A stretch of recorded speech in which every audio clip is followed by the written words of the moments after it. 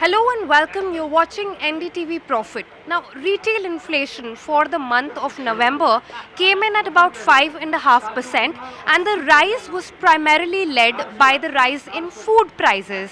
Now, food and beverage inflation came in at 8.02%. That's compared to a figure of 6.24% in October. Within that, cereal inflation came in at 10.3% in November. Prices of pulses rose by 20% compared to an year ago. Inflation in some vegetables, such as onions, rose 17.7%. That's vegetable inflation for November. Essentially, food prices have remained elevated and continue to pose upside risks. Now, we came into the APMC Mandi in Vashi and spoke to some of the traders, shopkeepers, brokers and customers on what's their expectation on prices going forward. Take a look.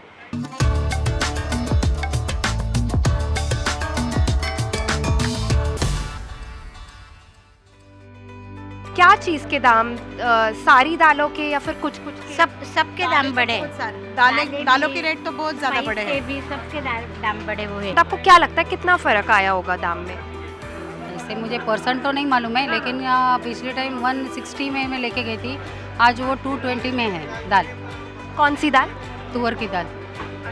160 से अब 220 की पर KG. ऐसे तो दाल के भाव ऐसे भी थोड़े बढ़ ही रहे हैं ऐसे तो। How much do you think prices have risen by, just approximately? पहले से तो बहुत काफी बढ़े हुए रेट्स।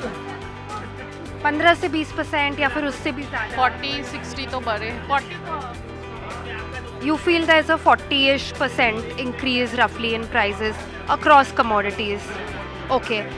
But जब आप देखते हैं कि दाम इतनी बढ़ी हुई है, क्या आपको लगता है कि अच्छा ये चीज़ थोड़ी कम लेकर दूसरी थोड़ी ज़्यादा ले लो? आप मैनेज कैसे करते हैं हाउस होल्ड बजट? अभी वो तो देखो, चीज़ जो चाहिए तो उसमें प्राइस तो नहीं देखा जाता है, चीज़ को देखा जाता है। अभी जो ज़रूरी है घर में तो वो लेना ही पड़ता है ना। मेरा नाम विजय सिंह है। हम यहाँ पे अपनी कंपनी का सेल्स प्रमोशन के लिए आते हैं, प्रोडक्ट बेचने के लिए आते हैं।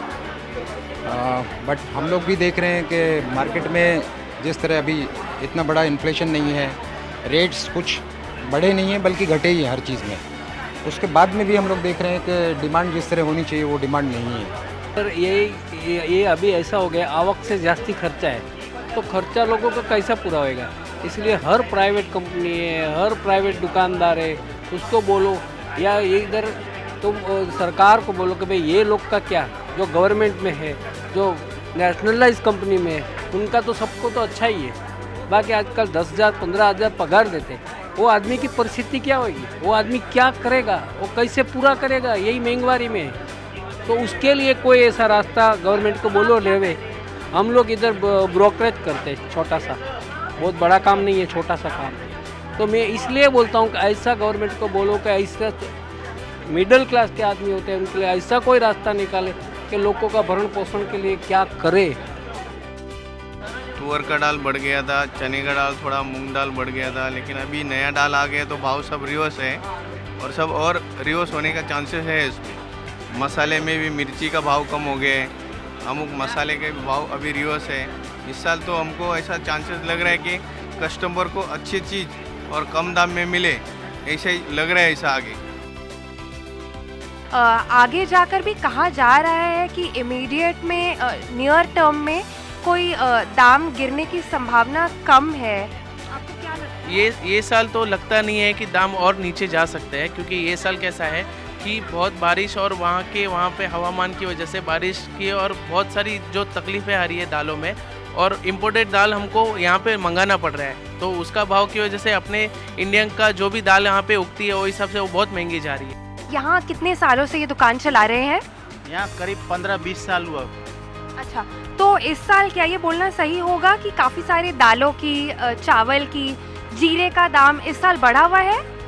नहीं मैडम, एक्चुअली क्या है, कोई भी चीज़ का दाम कभी बढ़ता है। पहले क्या होता था, रिटेल और होलसेल दुकान में काम होता था। अभी क्या हुआ, टाटा, बिरला, रिलायंस, वो सब क्वांटिटी में डायरेक्ट खेडूत से माल लेना चालू कर दिया। गवर्नमेंट ने पूरी छूट दे दी, वो हिसाब से वो लोग ज़्यादा ने ज़्यादा स्टॉक करने लगे और जब संग्रहखोरी होती है तो कोई भी चीज़ का दाम बढ़ता है।